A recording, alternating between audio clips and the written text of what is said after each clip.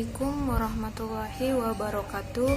Perkenalkan, nama saya Ardila Pratiwi dengan NIM 2003200093 dari kelas Negosiasi dan Advokasi Bisnis 6A akan mereview materi mengenai negosiasi bisnis. Sebelumnya, yang kita ketahui dulu apa itu negosiasi bisnis. Negosiasi ialah perundingan. Selain itu, negosiasi juga merupakan upaya untuk mengatasi perbedaan pendapat antara kedua belah pihak. Negosiasi yang baik dan efektif merupakan negosiasi yang berdasarkan data real, akurat, dan faktual. Bagaimana realitas negosiasi yang kita inginkan dari orang lain? Kenyataannya tidak semua dapat kita peroleh dalam negosiasi karena harus diakhiri dengan kesepakatan bersama. Selain itu, melakukan pertukaran untuk mendapatkan yang kita inginkan. Kenyataannya juga tawar-menawar harus mencapai kesepakatan bermanfaat bagi kedua belah pihak. Selain itu, seharusnya negosiasi juga mampu menyatukan dua belah pihak yang berbeda posisi untuk suatu kesepakatan, sehingga negosiasi ini mampu mencakup dalam hal pembicaraan, diskusi, tawar-menawar, pertukaran, kompromi, perundingan, perdebatan, dan positioning. Oleh karena itu, Anda perlu mengetahui apa yang diinginkan, konsekuensi yang ingin Anda buat, alternatif yang Anda miliki, pihak yang Anda hadapi, apa yang Anda katakan. Selain itu, kapan negosiasi dibutuhkan, yaitu ketika ada pertentangan kepentingan, perbedaan solusi, peluang berkompromi. Selain itu juga, kita harus ketahui dulu apa itu manfaat dari negosiasi. Nah, yang pertama, tercapainya tujuan melalui negosiasi, apa yang Anda inginkan dan bagaimana mencapainya menjadi lebih jelas. Yang kedua, memiliki otoritas lebih besar melalui negosiasi. Anda merasa memegang kendali karena harus mengambil inisiatif dan meraih kesepakatan terbaik, bukan sebagai penonton. Yang ketiga, menjalin hubungan baik. Inti negosiasi mencapai kesepakatan yang memuaskan kebutuhan kedua belah pihak, sehingga terjalin hubungan yang harmonis atau win-win solution. Dan yang keempat, mencegah dan menyelesaikan konflik melalui negosiasi. Pihak lain dapat melihat cara pandang Anda dan menyepakati hasil yang menguntungkan dua belah pihak. Jadi, mencapai dua tujuan dengan cara merangkul. Negosiasi yang sukses melibatkan komunikasi efektif antara dua pihak. Yang pertama, setiap pihak mengembangkan pemahaman bagaimana memuaskan pihak lain dan menyelesaikan perbedaan. Dan yang kedua belah pihak menerima hasil dengan baik. Bagaimana dengan negosiasi konvensional yang fokus pada kemenangan, bertahan keras pada posisi masing-masing, dan mencapai kompromi berdasarkan kehendak sendiri. Model negosiasi konvensional juga merupakan hal yang menggertak, mengancam, mengkritik, dan berdebat. Selain itu, bagaimana negosiasi yang efektif, yaitu yang harus mampu memisahkan perasaan pribadi dengan masalah yang dihadapi dan fokus pada masalah, bukan siapa yang terlibat. Selain itu, bisa jadi Anda tidak menyukai lawan Anda atau karena suka menggertak misalnya. Jangan terjebak, tetapi on the track supaya melangkah pada solusi. Selanjutnya, jangan terjebak perdebatan posisi. Sadari juga bahwa setiap pihak berangkat dari posisi yang berbeda. Menganggap lawan negosiasi sebagai musuh, maka Anda akan terjebak pada kecurigaan dan negative thinking. Yang penting, berusaha menyelidiki motivasi, kepentingan, dan sasaran negosiasi agar dapat diambil kesepakatan. Dan selanjutnya, buat beberapa alternatif sebelum membuat keputusan, yaitu kumpulkan banyak alternatif agar tidak terjebak pada satu solusi saja.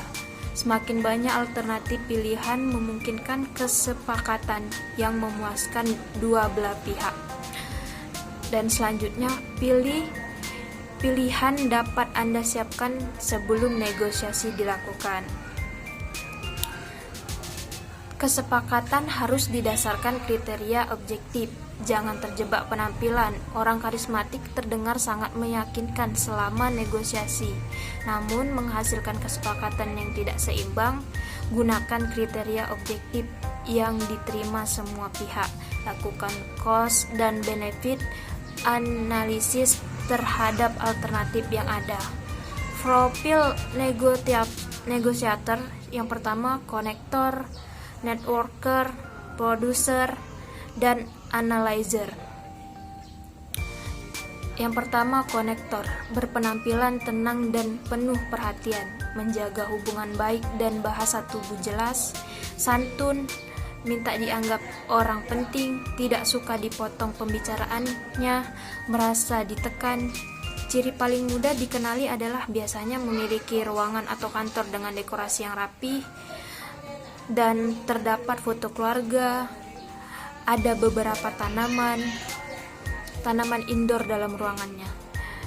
Tips bernegosiasi dengan konektor, yaitu Anda harus terbuka, jujur, mengawali dengan pembicaraan kecil, jangan langsung to the point.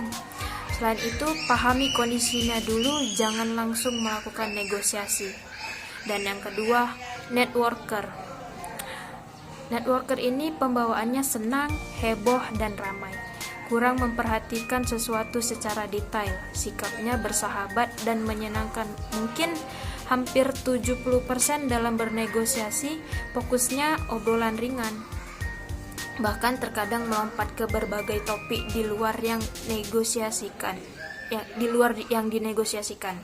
Selanjutnya, tergantung perasaannya terhadap Anda. Semakin Anda disukai, semakin fleksibel dalam bernegosiasi. Tips bernegosiasi dengan networker. Yang pertama, jelaskan apa manfaat negosiasi yang dilakukan untuk dirinya dan perusahaannya. Maka, Anda akan mudah untuk memperoleh kesepakatan. Dan yang ketiga, produser yang seringkali melakukan deal dengan cepat, berorientasi pada tujuan, berpikir, bergerak, berbicara cepat, selalu meminta gambaran secara umum dan bertanya untuk memperoleh apa yang diinginkan. Dan juga tipe paling sulit dalam bernegosiasi karena mengutamakan deal dahulu, masalah relasi urusan kedua. Tips untuk bernegosiasi dengan produser, yaitu jelaskan lebih dahulu apa yang Anda tawarkan dengan cara yang menarik, kemudian tanyakan apa yang ia tertarik atau tidak. Jika ya, baru Anda yang dapatkan, lanjutkan. Dan yang keempat, analyzer, menyukai keakuratan data dan kerincian. Tidak suka pernyataan yang berputar-putar. Dan jangan berharap keputusan cepat ketika berhadapan dengan tipe ini. Selain itu, tidak suka juga mengakhiri negosiasi dengan cepat. Menyukai menunda keputusan, akan memberikan jawaban melalui email, surat resmi, atau by phone. Ada juga tips bernegosiasi dengan analyzer, yaitu siapkan dukungan data secara lengkap. Elemen-elemen sukses bernegosiasi yang pertama yaitu waktu persiapan yang memadai. Yang kedua, sasaran yang jelas. Dan yang ketiga, memahami pokok permasalahan. Dan yang keempat, strategi atau rencana negosiasi yang jelas. 5. Taktik negosiasi yang tepat. 6. Sikap saling menghormati, itu yang saling penting. 7. Informasi lawan negosiasi. 8. Komunikasi efektif. positive thinking, terbuka untuk bertukar ide, mau berkompromi, bangun kesepakatan, win-win solution, dan yang terakhir, evaluasi implementasi. Terkadang perdebatan terjadi dalam negosiasi, maka dibutuhkan keterampilan berargumen. Langkah pertama, pikirkanlah sesuatu yang mungkin. Buat asumsi dan dukungan dengan data. Jelaskan asumsi tersebut. Buatlah alasan yang jelas. Jelaskan konteks dan berikan contoh. Motivasi orang lain untuk menerima pandangan Anda, siap menerima perbaikan, dan dengarkan dan tetaplah terbuka. Langkah kedua, ketahui pikiran pihak lain, gunakan bahasa yang tidak agresif, terjemahkan alasan orang lain, tanyakan contoh, cek apakah Anda memahami yang Anda dengarkan, dan dengarkan dan tetaplah terbuka.